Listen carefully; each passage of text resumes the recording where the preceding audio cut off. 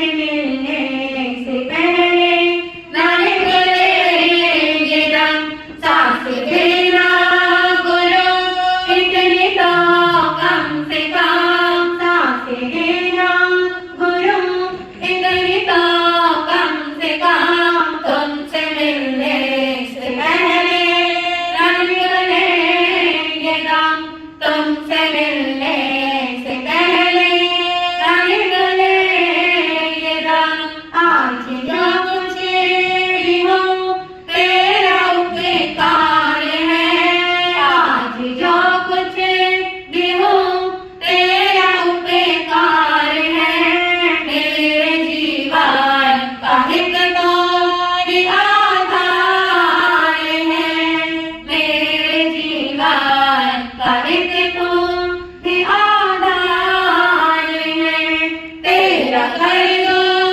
अदा शुक्रिया कम से कम तेरा कर दो अदा शुक्रिया कम से कम तुमसे मिलने से पहले न निकले ये दम तुमसे मिलने से पहले न निकले ये दम तुमसे मिलने से पहले ना निकले ये दम।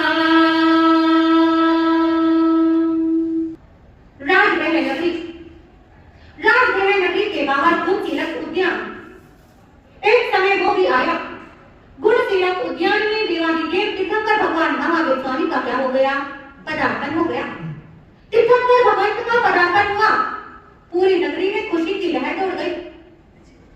राजा ने नगरी में घोषणा करवाई, कल सभी को प्रभु के दर्शनार्थी चलना है, देशना सुनने के लिए चलना है।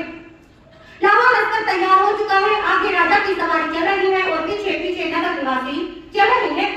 सवारी बढ़ती जा रही है और जैसे ही राजा श्रेणी की राज सवारी राजमहल नगर के बीचों बीच पहुंची, चौराहे पर उन्होंने एक संत मुनिराज को ध्यान अवस्था में खड़े हुए देखा। आप जब जैन संतों को देखते हो, कहीं भी नजर आए तो क्या करते हो? वंदना। क्या करते हो? वंदना। हमारा परम कर्तव्य होना चाहिए। हमने जैन कुल में जन्म लिया है, जहाँ भी हमें जैन साधु साथी नजर आते हैं वहीं क्या कर लेते हैं? हम हाथ जोड़कर वंदना नमस्कार करना शुरू कर देते हैं। परंतु आजकल की धारणा क्या हो गई? करते हैं आपके बच्चे? बहुत सुंदर बात। साधु संत रास्ते में मिल जाते हैं और आपके बच्चे अपने दोस्तों के साथ कहीं जा रहे हैं तो आंखें नीची करके वहां से क्या हो जाते हैं? निकल जाते हैं। क्यों? हाथ जोड़ने में शर्म आती है, दोस्तों के सामने इंसल्ट होती है। साधु संतों को हाथ जोड़े नहीं जाते। हम बचने के लिए जब घरों में जाते हैं, कई भाई क्या करते हैं? कोई बाथरूम में छुप जाएगा, कोई कमरे का दरवाजा बंद कर लेगा, महाराज जी आने के लिए ना कह दे, बचना शुरू कर देते हैं। परंतु अपने जैन साधु साथी को देख कर सबसे कहना हमारा कर्तव्य बनता है कि क्या करना, उन्हें वंदन नमस्कार करना। क्योंकि पिछले साल की बात मोगा डिस्ट्रिक्ट की तरफ से हमारा बिहार हाईकोर्ट जगरावा की तरफ हो रहा था। रास्ते में बहुत ही तबीयत खराब हुई थी। तबीयत खराब की रास्ते में हम बैठ के क्या हो रहे थे? चल रहे थे। और आप बिलीव नहीं करोगे, हमारे आगे से जैनियों की इतनी गाड़ियां निकली, परंतु एक गाड़ी ने भी रुक के नहीं पूछा महाराज जी क्या बात है, किसी ने भी नहीं पूछा। और जैनियों की गाड़ी की क्या पहचान है? कैसे पता लगा हमें?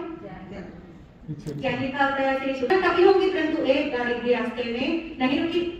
और सत्यता ये है कि जैनियों की गाड़ियां फुल करके क्या हो जाती हैं? निकल जाती हैं और नॉन जैन लोग अपनी गाड़ियां रोक कर क्या करते हैं? वंदन नमस्कार करते हैं। ऐसा हमारे साथ एक बार नहीं, दो बार नहीं, अनेकों बार हुआ। जैनियों की गाड़ियां निकल गई और नॉन जैन लोग अगर खड़े हो गए, महाराज जी क्या बात है, तबीयत खराब है, ऐसे क्यों चल रहे हो? हम काफी देर से देख रहे हैं, आप रुक कर चल रहे हो, परंतु शर्म आती है हमें स्वयं को जैन कहने में। जब हम अपने जैन साधु साथियों को रिस्पेक्ट ही नहीं दे सकते तो अपने पीछे से क्या हटा दो? कितना बड़ा धक्का लेकर हम घूम रहे हैं। जैनियों का धक्का हमने ले लिया है, परंतु जैन कहलाने के तो अधिकारी बन गए, परंतु जैनियों के गुणों को अपने जीवन में हमने क्या नहीं किया? अंगीकार नहीं किया। तो हमारा विषय चल रहा था, राजा श्रेणी की सवारी चलती जा रही है और चलते चलते चौराहे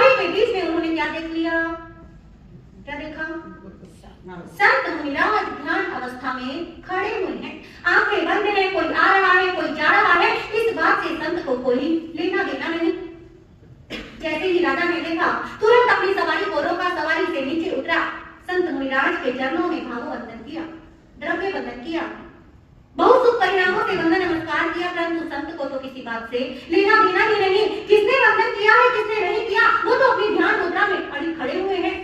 राजा प्रणित ने वंदन किया, सवारी में बैठे और सवारी क्या हो गई, आगे बढ़ गई। आगे आगे राजा की सवारी, पीछे पीछे नगर निवासियों के पीछे पीछे राजा के सैनिकों की कतार क्या हो रही है, चलती जा रही है। सवारी आगे बढ़ी, राज सेवक सभी आगे बढ़े, परंतु देखिए सभी राज सेवकों के बीच में दो राज सेवक, दो सैनिक ऐसे भी थे जो आपस में क्या करने लगे, वार्तालाप करने लगे। दोनों में आपस में चर्चा छिड़ गई कि देखो आज ये राजा क्या बन गया, संत बन गया।